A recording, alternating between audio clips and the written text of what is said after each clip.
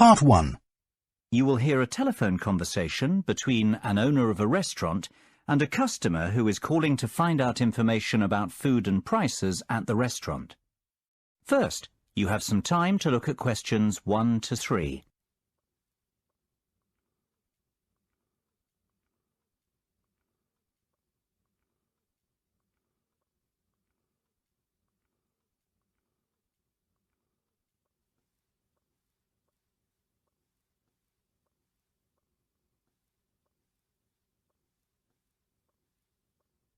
Now we shall begin.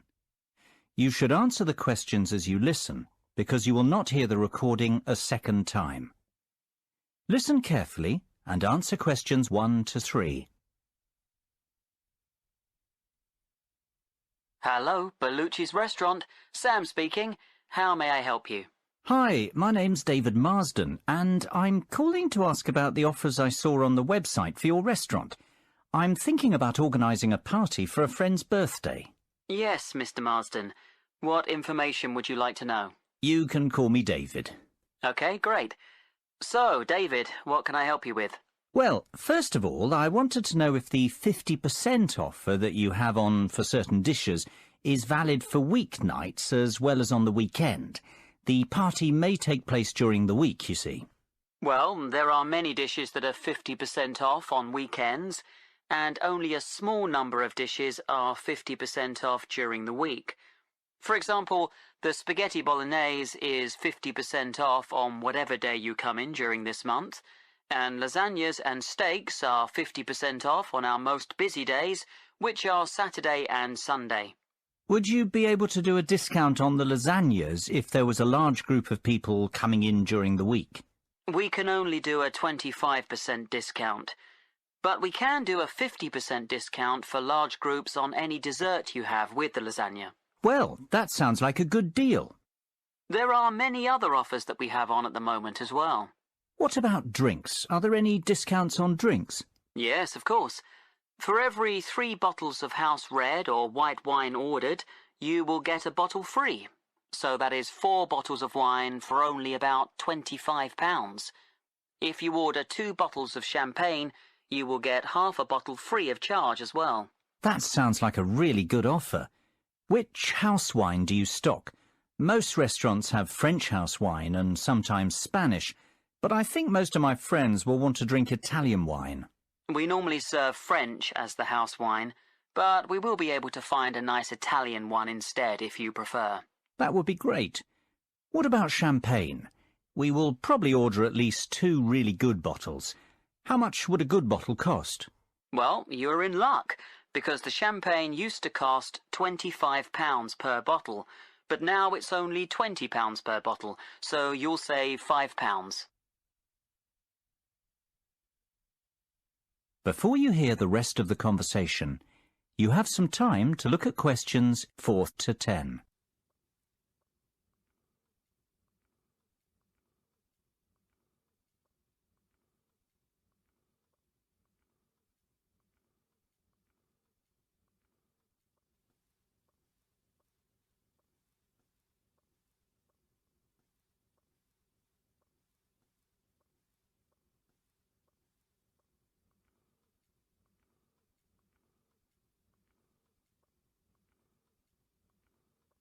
Now listen and answer questions 4 to 10. That sounds like a good price based on my experience. Now, what side dishes are on the menu that could be ordered with the lasagnas? Well, we have a range of side dishes. Some go better with the lasagna than others, but of course, it's your choice. The chef's special side dish is a chicken and cheese dish. This may be too heavy to have with lasagna, but we have a selection of salads, such as a mixed salad and a Greek salad. They would be the best option with that main course. Some other side dishes that are popular are tomato bread with herbs and Italian cheese with peppers. That all sounds very tasty, and I'm sure all the people who are coming to the party will like these types of dishes. I might come in during the week to try out some of your food before the party. So, would you like to reserve the table then for your party? Yes, I was wondering if you have any tables free for the 20th of August. I'm afraid we are all booked up on that date, but we can reserve a table for you for the week after, on the 27th of August. Is that okay? Yes, that will be fine. How many people will there be? 15. Can we have the table for 7 o'clock on that evening? Yes, that can be arranged. Please, can I take your phone number for the booking? Yes, it's 01445 333 6451. Okay, that's great. Can I also take your email address to send you information about the restaurant and update you about offers and evening entertainment? Sure, it's david.hamill@worthing.com.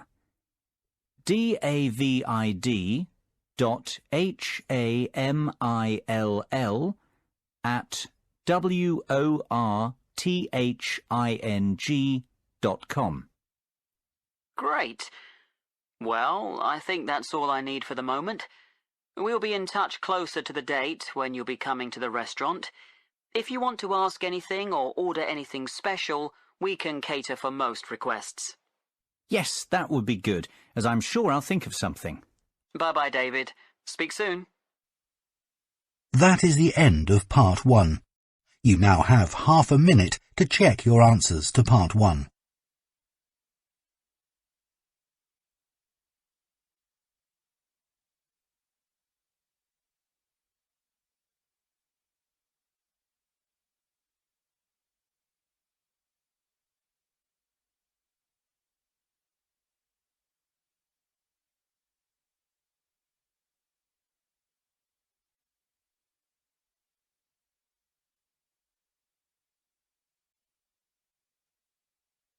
Part 2.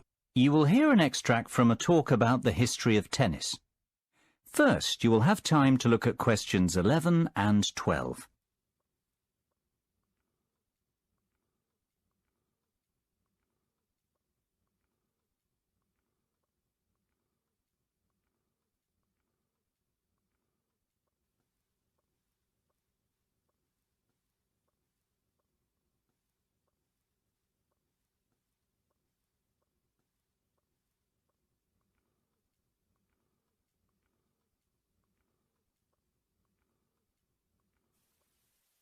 Now listen carefully and answer questions 11 and 12. Good afternoon and welcome to the programme. Today we have a special programme about the history of tennis in this country, and we also have Steve Mackay in the studio, the all-time great British tennis player, to give us the lowdown on some interesting facts about the sport and other great tennis players. Steve, obviously tennis is one of the most popular sports broadcast on TV today. Can you tell us about the early days of tennis? Well, the medieval form of tennis is known as real tennis and eventually became lawn tennis, which is what we know today. Real tennis changed over 3 centuries from an earlier ball game played around the 12th century in France. This had some similarities to handball. People would hit a ball with a bare hand and later with a glove. People say this game was played by monks in monasteries. By the 16th century, the glove had become a racket. Real tennis spread in popularity throughout royalty in Europe and was the most popular in the 16th century. Before you hear the rest of the conversation, you have some time to look at questions 13 to 20.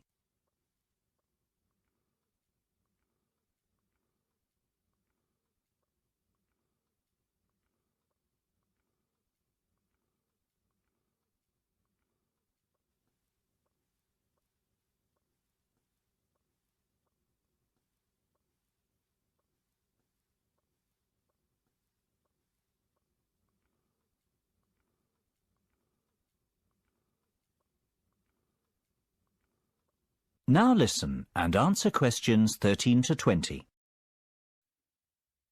It's amazing how the sport has changed then over time, and how technology has helped to advance it with the state-of-the-art tennis rackets that we have today. So, what about the players who will go down in history as the best at this sport? Who do you think will be remembered on the Wall of Fame? Well, obviously I have many favourites, and all tennis players have different styles and will be remembered for different aspects of their game. The first player, though, that has to be mentioned is the great Bjorn Borg. He will go down in history due to the fact that he won 11 Grand Slam singles titles between 1974 and 1981, 5 at Wimbledon and 6 at the French Open. Born in '56 in Sweden, Borg became the youngest winner of the Italian Championship just before his 18th birthday, and 2 weeks later he was the youngest winner of the French Championship. Borg is the only player in the Open era to have won both Wimbledon and the French Open in the same year more than once. Another very important tennis player is Boris Becker. He was born in 1967 in Lyman, West Germany, and he is a 6-time Grand Slam singles champion. Since he retired in 1999 from the professional tour, media work and his personal life have kept him in the headlines. An interesting aspect of his career is the fact that he was the youngest ever male Grand Slam singles champion, winning Wimbledon at 17 years, 7 months. Moving on to our next great player, we have Pete Sampras. He was born on August the 12th, 1971 in Washington, D.C., and during his 15-year career, he won 14 Grand Slam men's singles titles. His flair for the game was evident at age 3 when he discovered a tennis racket in the basement of his home and spent hours hitting balls against the wall. His parents are of Greek origin. He has given some truly unforgettable performances on the court over the years. The final player I will mention is the great Andre Agassi. He was born on April the 29th in 1970 in Las Vegas, Nevada. During his career, he won 4 Australian Open titles, 1 French Open, 1 Wimbledon, and 2 US Open, which gives a total of 8 Grand Slam titles. An interesting aspect of his career was that he turned professional at the age of 16, and his first tournament was in La Quinta, California. He won his first match against John Austin 6-4, 6-2. But then lost his second match to Mats Wilander 6-1, 6-1. By the end of the year, Agassi was ranked world number 91. These players really have achieved a great amount in their lives, and they will be talked about for years to come, especially when the Wimbledon Championships come round in June. Steve, which one is your ultimate favourite? Oh, I just can't answer that. They all evoke great memories in the world of tennis, and they have all contributed so much to the game. Their names will always be inscribed on the wall of champions. That is the end of part 2. You now have half a minute to check your answers to part 2.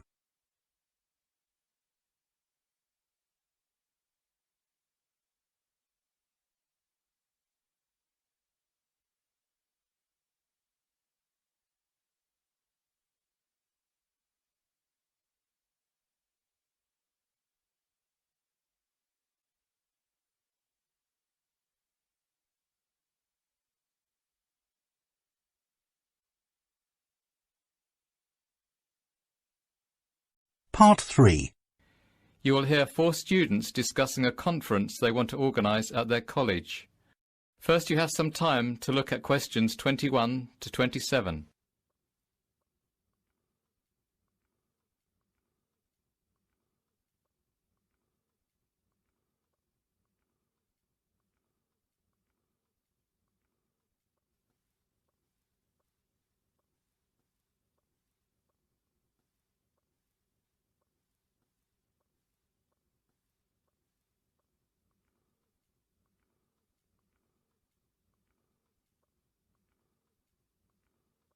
Now listen carefully and answer questions 21 to 27. So, Mr. Peters has finally agreed that we can organise this year's college conference. So, we need to really go through all the most important items in order to establish a general schedule for the conference, and how we are going to put it all together. Yes, I agree. We can't leave things to the last minute. and there are quite a lot of good speakers who have offered their services for this conference. It's important that things go smoothly. Don't forget that Mr. Peters has been against the idea of this conference for the last 2 years. So we need to make it worthwhile and get at least 100 students to attend so that we can prove this is an event that students can benefit from. The most important thing we need to consider is the range of speakers who we will invite to the conference. If they are well respected in their different fields, then the students will be very keen to come and hear the talks. We don't have a massive budget either, so we have to negotiate on the fees that the speakers will charge. Sam, you mentioned before this meeting that you have had some calls from some interesting potential speakers. Can you give us the lowdown on the rough list that you have at the moment? Yes. The main person on my list, who is an expert in the field of business management, is Professor Harmon. He would be good at running workshops where students can discuss how to start a business, and he likes to include role plays, which make the sessions more interesting. Yes, I've heard of him, and people have told me that he is dynamic and interesting. He doesn't like just giving lectures. He likes to get the students involved more in the discussion. We should definitely send him a formal invitation. What about another area of study, such as maths? Well, I have done some research on Mr. Steve Bishop. I heard about him because my brother went to see him give a lecture at a university in his area. Apparently, he is well respected among many universities in England for his knowledge in the field of maths. He has even done some research with some famous mathematicians. My sister studies maths at university, and I think he came to her university too, to give some extra lectures. He would be a good one to keep on the list. I could send the invitation to him if you want, Sam. That would be great, thanks. We have speakers now to talk about business and mathematics, so it would be a good idea to invite someone who is an expert in an arts subject, like English or drama. I haven't actually got any ideas for arts subjects. Well, I'm planning to do drama at university, and I know of a lady who is the head of drama at a well-known university. Her name is Sandra Bolton. She would give some drama seminars where students can discuss aspects of theatre and production in smaller groups. I also know a professor called Mr. Max Wallington. He is a professor of English literature, and he would come and give a lecture about Shakespeare. I'll send invitations to Miss Bolton and Mr. Wallington then. Great! That's 2 art subjects covered then. The final main subject area we need to think about is science. Dave, you want to study biology at university, don't you? Do you know of any professors we can contact? Well, there's the famous Professor Sean O'Brien. He's done quite a lot of work in the field of genetics. I'm sure all the budding scientists will really want to come and hear him speak. As well as this, there's the mad scientist Jeff O'Hara, who is very knowledgeable about Albert Einstein, and he can come and talk about his famous theories. Perfect. Now that we have some speakers in mind to cover the main areas of study, we need to think about the administration and organisation of the conference. To start with, we need to send the invitations out to all the speakers we have agreed on school-headed paper. Kate, Lucy and I will take care of that. Dave, would you be able to contact a photographer to come and take pictures for the newsletter that will be printed after the conference? Yes, I know a good photographer who's come to the college for some other events. I will contact him as his photos were of really good quality. Lucy, would you be able to order the food and drinks? Which caterers do you think we should use? We don't want to spend too much money. We have about £400 to cover food and drink for 100 students. We need a selection of finger food and soft drinks. I will contact Flying Fish. They're quite cheap and they will do some discounts for us, as we've used them before at the college. Don't worry, Sam. I'll sort all that out. Excellent. We've covered a lot for today. I will book the main college hall and rooms 10, 11, 12 and 13 this week. I think we need to have about 2 more meetings before the conference. The next one we'll schedule for Wednesday the 6th of June. Can everyone do that, or would Thursday the 7th of June be better? The first date you said is fine with me. Me too. Yes, that's fine with me as well. Before you hear the rest of the discussion, you have some time to look at questions 28 to 30.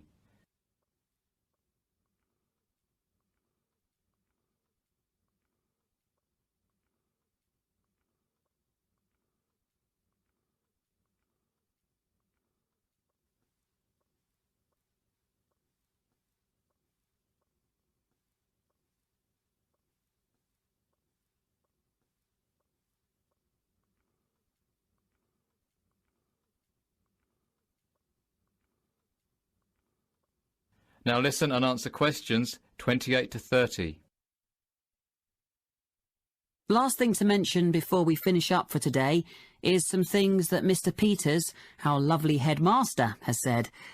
As we said at the beginning, he hasn't been so enthusiastic about this conference, and he has given us some rules we have to stick to during the conference. I've made a photocopy of them for everyone. I think we should just go through them now to get them out of the way. Good idea. Well, the first thing Mr. Peters said is that we have to make a record of all the students who attend the conference, as he wants those figures after the event to check that the money he gave us to organise it was worth it. He also wants to know which subject each of the students who attended is going to study at university, to show that we have provided suitable speakers at the conference. He said that he doesn't mind how many speakers we invite, as long as the lectures are well attended. The last requirement was that we help organise the travel arrangements for the speakers. We can discuss the details of this in the next meeting. That all sounds fairly easy to manage. Did Mr. Peters not say anything about tidying up the hall and the rooms after? I would have thought that he would have said something about that. That wasn't something on the list.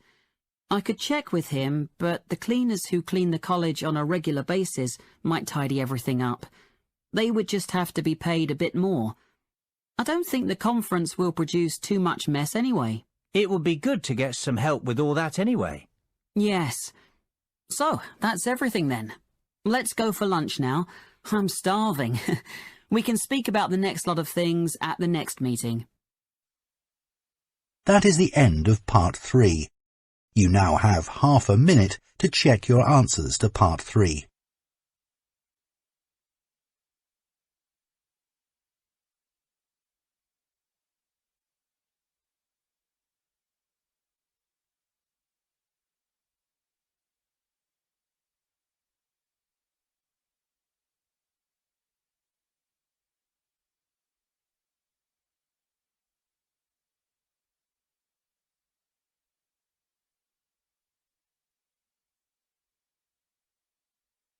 Part 4. You will hear part of a lecture about healthy eating. First, you have some time to look at questions 31 to 40.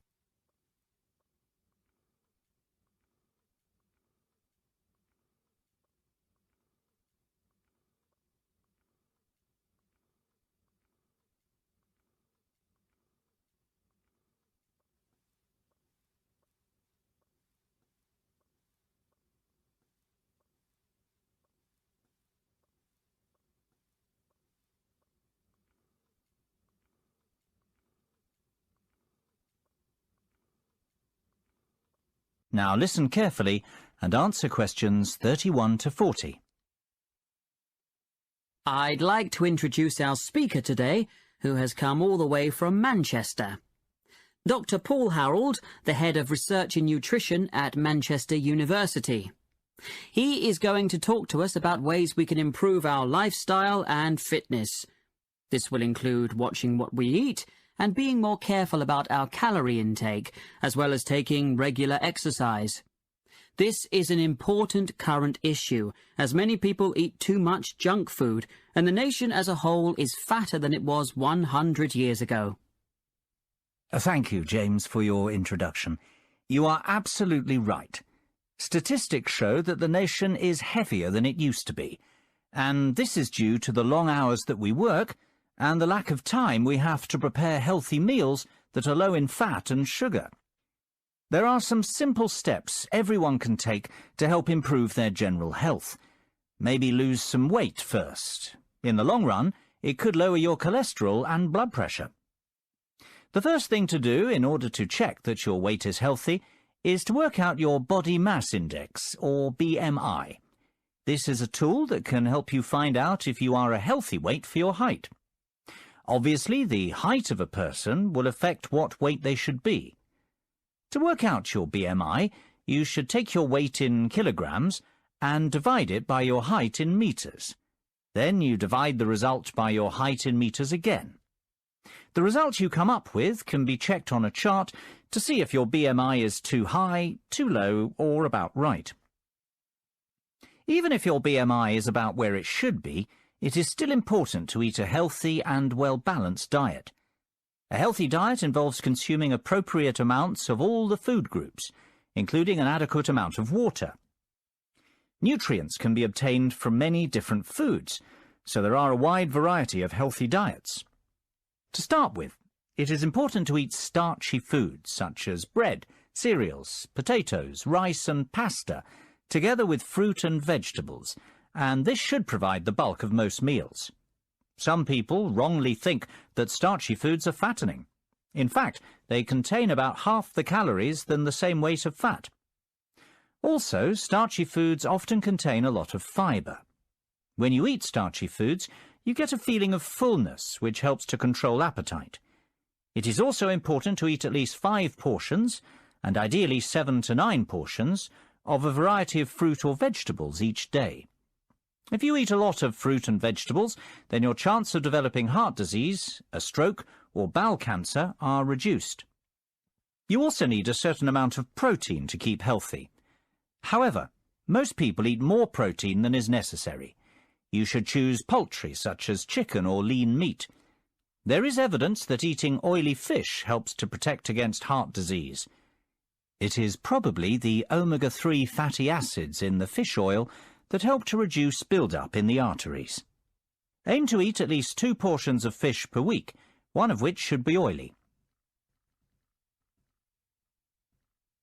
Obviously, what we eat is highly important, but it is also crucial to do regular exercise, as it strengthens our heart, tones our muscles, and is also good for the mind. We're increasingly living in a world where physical activity has stopped being a day-to-day part of our lives. We have domestic appliances to wash and dry for us, and cars to get us around, and with the decline in manual labour, many of us spend our working days sitting at desks. Adults should do a minimum of 30 minutes moderate-intensity physical activity 5 days a week. You don't have to do the whole 30 minutes in one go. Your half hour could be made up of 3 10-minute bursts of activity spread through the day if you prefer. The activity can be a lifestyle activity, such as walking to the shops, or taking the dog out, or structured exercise, or sport, or a combination of these. But it does need to be of at least moderate intensity. For bone health, activities that produce high physical stresses on the bones are necessary. Well, I hope you've learned some interesting facts from this talk, and that it will help you to change your lifestyles for the better. Thank you for your attention. And I believe that James has some handouts to give you on this subject. James. That is the end of part 4. You now have half a minute to check your answers.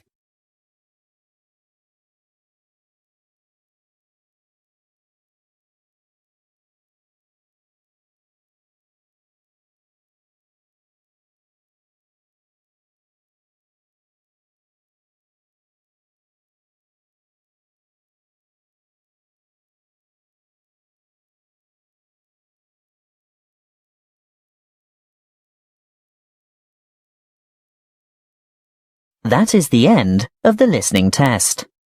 You now have 10 minutes to transfer your answers to the listening answer sheet.